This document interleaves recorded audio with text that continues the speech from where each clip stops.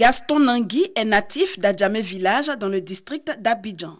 Son bras dans un bandeau témoigne de la nature de la violence qui a opposé les ressortissants de ce village à Tchan aux forces de l'ordre le vendredi 7 septembre dernier. J'étais avec les jeunes frères et je tentais d'essayer de les calmer pour ne pas qu'ils lèvent un peu le ton. Si ceux qui sont arrivés, c'est là maintenant quand j'étais entendu parler aux jeunes frères, j'ai entendu sur mon bras un coup. 3 jours plus tard, le calme est de retour. La vie a repris son cours. Pour autant, les populations n'ont pas abandonné le combat. Elles sont toujours formelles. Le 4e pont d'Abidjan ne doit pas passer sur les ruines de leur village. Ils n'ont jamais négocié avec nous. On ne nous a jamais rien dit. Et on a appris comme ça qu'il y a une liste des gens pour qui les maisons seront déguerpies. Et la liste a été affichée au service technique de la mairie d'Adjamé. Adjamé, c'est la capitale même d'Abidjan. Alors c'est comme si on est en train de détruire l'âme même des ébriers de Bidjan. Même à Paris, en France, il y a des villages. Aux États-Unis, il y a des villages. Nous, on demandons seulement au gouvernement de nous faire grâce, d'avoir compassion du peuple Atchan, parce qu'on a fait beaucoup de sacrifices et qu'ils, s'ils peuvent dévier leurs projets, vraiment, ça sera un soulagement pour nous, les ébriers, parce que vraiment, on n'a plus rien. Si les populations ont accepté de s'exprimer sur le sujet, ce n'est pas le cas des dignitaires du village que nous trouvons pourtant en pleine concertation sur la question. Ils ont décidé de réserver la primeur de leurs préoccupations à l'autorité préfectorale qu'ils vont rencontrer dans l'après-midi. Nous nous invitons à la rencontre. Un face-à-face de vérité au chef élu et cadre Atchan, Vincent Toby, préfet d'Abidjan, était clair. L'État de Côte d'Ivoire reste attentif à leurs préoccupations. En revanche, les chefs devront faire cesser certaines rumeurs qui amplifient la psychose. Au préfet d'Abidjan, ses interlocuteurs ont réitéré, eux, leur volonté de garder leur village intact. Notre combat, c'est de se faire comprendre. C'est tout. On n'est pas contre quelqu'un, hein, mais on veut faire comprendre aux uns et aux autres que c'est le village originel d'Abidjan. Donc il faut que les gens comprennent notre situation. Voilà. S'il y a quelque chose, qu'on vienne nous rencontrer. On va s'asseoir, on va discuter et puis on va trouver la solution. Après le préfet d'Abidjan, la délégation a mis le cap sur le ministère de l'Intérieur où elle a été conviée à un huis clos avec le responsable des lieux. Huis clos que la chefferie d'Adjamé village espère fructueux. Hôpital mère-enfant de Bingerville. C'est ici qu'a été admise la fillette de 8 ans, présumée victime de viol à Diokwe. À son chevet ce jour, une forte délégation de ministres venue apporter compassion à la famille. Nous avons eu l'alerte de ce que cette fillette est en détresse. Elle est partie de Diokwe hier aux environs de 19h et quelques. Nous avons suivi tout ça et effectivement l'ambulance qui était escortée d'ailleurs par des gendarmes est bien arrivée à 5h du matin. Et depuis donc ce matin, nous savons qu'elle est entièrement prise en charge par une équipe d'ici, de l'hôpital mère-enfant. Il nous appartient de venir saluer et la petite fille connaître son état, saluer la famille et avoir toutes les informations utiles avec les praticiens d'ici qui l'ont pris en charge. Les analyses médicales se poursuivent pour élucider les faits.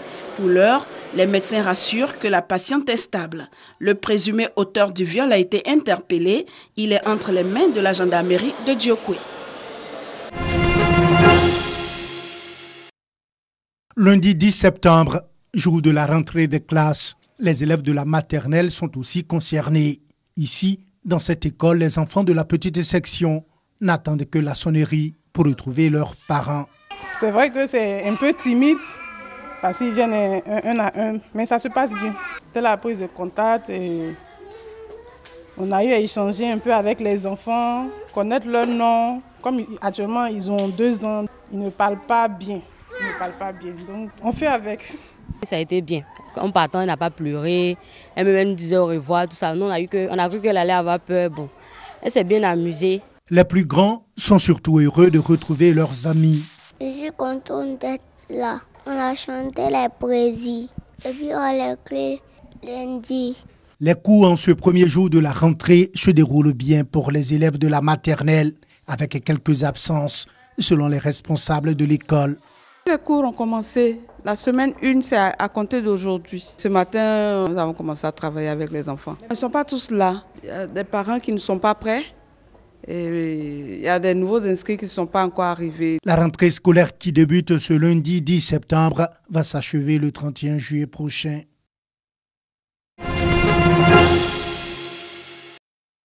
Premier jour de rentrée scolaire 2018-2019 à Bouaké. Dans les établissements primaires visités, Ville-Nord, Ngatakro et Aouniassou, l'heure est au nettoyage des classes pour certains et pour d'autres, c'est la prise de contact avec le nouvel enseignant. C'est la rentrée, les vacances sont terminées et donc qu'ils s'apprêtent pour que le travail puisse reprendre effectivement. Je suis contente de retrouver mes camarades de CE2. Mes camarades qui sont à la maison, je leur dis de venir à l'école pour qu'on travaille. J'ai constaté que les enseignants sont là, les directeurs sont là, tout le personnel est en place. Si au primaire, tout se passe relativement bien, au secondaire, l'on enregistre des perturbations dans la plupart des établissements secondaires. Manifestation d'un groupe se réclamant de la CESI, Comité des élèves et étudiants de Côte d'Ivoire. Manifestation contre le coût élevé des inscriptions. Les directeurs régionaux entendent prendre des dispositions nécessaires pour réussir cette rentrée scolaire 2018-2019 dans le Baquet. Nous avons été interpellés par différents chefs d'établissement nous indiquant qu'une horde d'étudiants se serait rendue dans chaque établissement pour exiger l'arrêt des inscriptions physiques parce que pour eux les frais d'inscription physique étaient exorbitants. Nous invitons les uns et les autres à des rencontres pour qu'ils nous expriment leurs préoccupations et qu'ensemble on puisse trouver les solutions dans l'intérêt des enfants dont l'éducation nous a été confiée. Les différentes draines de Bouaké ont donc tenu une réunion d'urgence avec les responsables d'établissement. 300 femmes de la commune de Trècheville sensibilisées à la protection de l'environnement. L'initiative est de l'association Arc-en-Ciel, un groupement de femmes qui œuvrent pour l'environnement sain. On va continuer à faire la salubrité parce que quand il y a le sordide, ça donne maladie. Donc, tant qu'il y a une maman, on ne peut pas croiser le bras. Les enfants ils vont tomber malades. Les mères ne peuvent pas tout faire. Il faut une éducation environnementale pour la population elle-même. Balayage des rues, curage de caniveaux et ramassage d'ordures ménagères. Des activités que mènent depuis plus de 10 années les membres de l'association Arc-en-Ciel dans la commune de Trècheville. Le maire de la commune encourage les femmes volontaires de l'association Arc-en-Ciel à œuvrer davantage pour assainir leur cadre de vie. Ce groupe vient de prendre des engagements. Vous savez que Trècheville a eu déjà le prix d'excellence nationale de la commune la plus propre et aussi de la commune la mieux assainie du district d'Abidjan.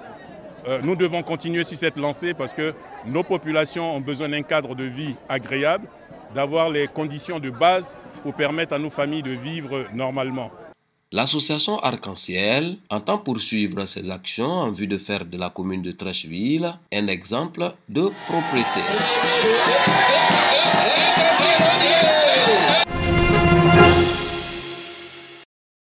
Les États-Unis décident de fermer la représentation diplomatique de l'Organisation de libération de la Palestine, OLP, à Washington. Cette décision a été prise suite à l'annonce de suspension de l'aide financière américaine dans les territoires palestiniens et aussi à la contribution des États-Unis au budget de l'Agence des Nations Unies pour les réfugiés palestiniens. Désormais privée d'une représentation diplomatique, la direction de l'OLP entend s'appuyer sur la communauté palestinienne aux États-Unis. Cette décision est la dernière en date d'une série de mesures prises par l'administration Trump contre la direction palestinienne. Annulation de plus de 100 milliards de francs CFA d'aide bilatérale, arrêt du financement de l'agence onusienne prodiguant ses services à des millions de réfugiés palestiniens, suppression de 12 milliards de francs CFA d'aide aux hôpitaux palestiniens de Jérusalem-Est.